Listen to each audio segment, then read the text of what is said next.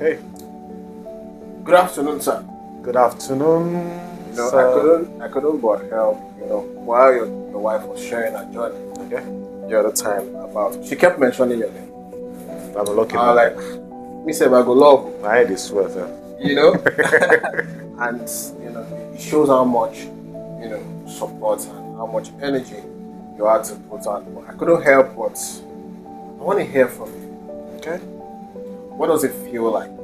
But before we go there, kindly introduce yourself. Let us know you. Okay. Thank you very much. Thank you for the opportunity to be here. Thank you for the opportunity to say something, even if it's just for a little time. Definitely. My name is Oluwatosin Boyejo. Okay, so when I was diagnosed, let me just delve into it. That waste more time. When I was diagnosed, it made me realize that the first feeling you would have as a man is fear. Now, the fear is not coming just from the fact that she has cancer or whatever, but the fear of what next. How do you want to cope as a person financially? Because every man has his own plans. You have what you are looking out to build your life to be. So you are bringing such story to you, it will devastate you. Now it takes you from there to a place where you now have to ask yourself, am I ready for this journey? Or how ready am I for this journey? Nobody plans for things like that. Definitely. Nobody will say, I'm having cancer, I'm going to have cancer tomorrow. Or I'm going to be sick the next day. So it made me realize that I need to be strong, not just for myself, but for her and for the children. You understand? Because the children are seniors. So at that time, our daughter was 12 and our son was 4 years old. So it's something that you have to realize that you want these children to have a better life. You want them to realize that in life there should be something called kindness. Yeah, she's my wife. It's my obligation to be kind to her. But the first step is this person. When you look at this person, what do you think of? Oh, leave my wife outside of it. So I look at her and okay, this is a person. Okay, I'm fortunate to be married to this person, to be with this person. So I think that kindness came into play, even though it wasn't an easy thing for me. But the kindness came into play, and I had to take up the strength of. I know that sometimes you say, I'm tired, you have to say, I can't share now, you need to come off from it. So basically, it's just being able to be a pillar, even though you're not a pillar. You might not be strong. There are times that I'm tired. Let me tell you a story. There was one time we were in the hospital together, and then she was saying, "Pussy, I'm tired," and then the son goes. So the way she was taking chemo, I took my injection and my pen, and I listed out names of different women that I had known in my life. Different women, I mean, girls, women, maybe that I've known in the course of my life. So I was writing out. I read the names. So I was not trying to tick out. Okay, this one. If anything happen, can I trying to look at their qualifications. What if? By the time I went through, if I mentioned the amount of names, people say that. By the time I went through the names, I realized that I can't fill that void. God forbid if it happens. Because it is not just about my wife, it's about my children. It's about what will eventually happen if, God forbid, something happens. I don't get what I'm trying to say. So that time, I just had to knock myself for it. It was the Holy Spirit telling me something like, guy, don't start thinking like this. And I told her, I said, sis, I'm not going there. there was one time I went to church and I had a testimony. I told God, I said, I want to do a testimony. Even though the thing was not, I know that this thing was still there. But I had to just, more like, permit to say it in Yoruba, of you go call on Lord. Yeah. I do that a lot.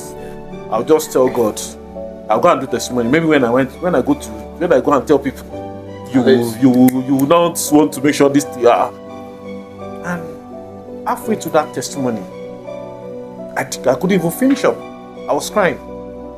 But I was not crying because I was sad. I was crying because I felt like oh, even in the midst of all these things, you are still faithful. So, like I'll say to somebody, I always tell people, God factor is very important in whatever you do. It doesn't mean that because we serve God or because we love God, we love Jesus, it does not mean that we don't have trials. We will have trials, definitely.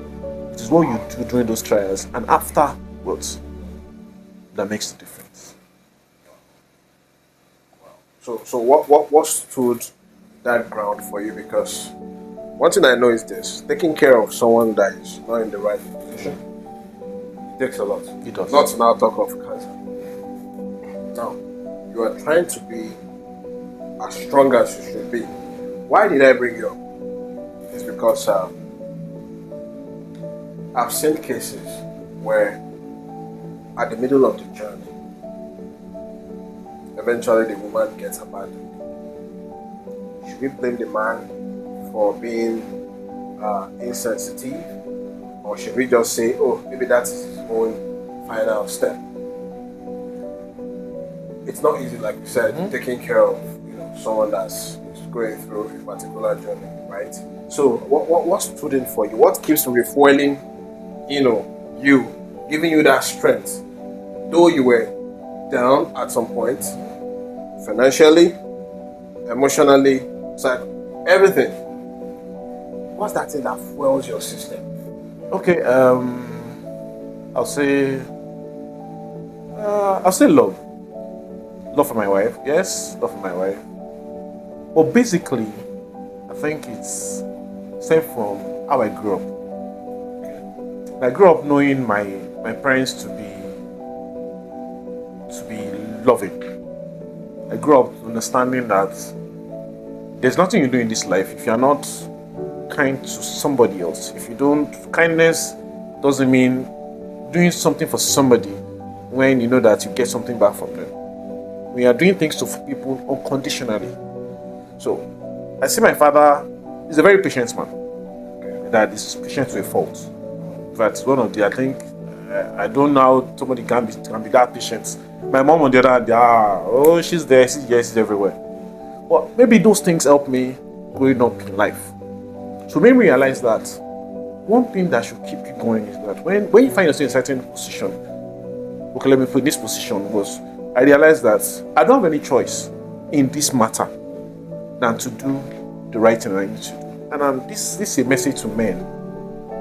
Whether your wife is going through kind of things like this, whether pregnancy, sickness, whatever it is, it might not just be just as a man. Maybe the best might not be your wife. First step is be kind. Kind. Kindness, you can't overdo it. And when you're being kind, you can be kind not financially alone, but creating your own presence. Be there. When somebody's not feeling fine, you're saying, how are you doing? So, are you alright? And you're there maybe just for 2 minutes. That time you're lifting that person's spirit. At a particular time, a part of that sickness is falling off. We might not know, but it's falling off. The fact that you created a level of happiness, because happiness brings healing. So when you make somebody happy, there are times that I'll be so, maybe I'm coming back. As at that time, okay, let me not even say this. As at that time when she was sick, I didn't have a steady job. So you see how crazy that was. I didn't have a steady job. I didn't even know where money's going to come from. I was in debt. I had cases of different things that I had to sort out. But you can't realize that you will have to put yourself aside as a man. There's somebody that needs your strength more than you need it. So basically what keeps me going is just the realization that I've been put in a position where I need to be stronger than I need to be. Wow, that's really insightful. So basically what you mean is that there's a part of love, Yes. there's a part of being kind, and there's a huge part where your presence plays It's one of the most important. a key role. Because we see people that be like on the phone, how are you doing? Okay, I'm gonna send someone. So you can't take that place.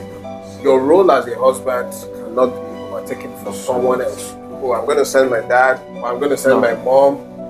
your place as a partner, as a husband, is totally different from every other family relative. Wow, that's amazing.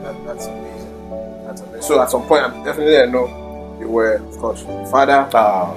Daddy, mommy. Did you get to learn how to cook some other things? Well, you know, it's like used to. I was used to cooking, but at the same time, there's something I cannot cook. You know, you have to burn some, cook some. My children will eat it. Just. And I remember when their mother got well, they're like, mommy, thank God, though. Daddy was cooking rubbish. We all laugh about it, but it's one of the things that made the joy of the recovery a lot better. You know, I'm grateful to God for so many things. Something I can't say, some things that it's, you know, if I start talking, we will not live yet. Right? So what I want to say is just that I'm grateful to God. So every man listening out there, you know, a support system is key. In fact, it's the number one key towards recovery. So be a better man. Alright? Be there for your family, be there for your loved one. You know. The I do and till death do us part is not just a sentence. Be intentional. Be intentional. That's the Be one. intentional. That's the one. Because you can, you know, marriage is what is a school you go to that get certificate before you graduate. And marriage is one school that you never graduate from. You learn every day. You know, when we're driving down here, I was asking her, do you really love me? Okay, why are you asking that question? You know I do. But you know, some definition of love might not be what your own definition of. So you need to understand that the way you think this person loves you might not be the way you want this person to love you might not be the way the person loves you. So it's left for you to teach the person how to love. She might not tell you. So you see, your wife will hide money from you. It's standard. It's normal. Doesn't mean that she doesn't love you. Sometimes she'll not cook for you. Doesn't mean that she doesn't love you. So you have to find a balance and see that in everything you do, be intentional. Wow. Thank you for sharing that wonderful tip and sharing your experience. It's very insightful, and it's a pleasure having you around. Thank you very much. And yes, I pray that love that is glowing deep and deep, it keeps flourishing more and more. And the Lord continues to bless your home and provide for you, answer all of your prayers. Yeah, that's what I said. Yes, so that she can also continue to enjoy some other benefits. Thank you very much. Of being married to you. Of course, she's blessed already. Being married to you. Thank you very much. It's a pleasure having you. Yes.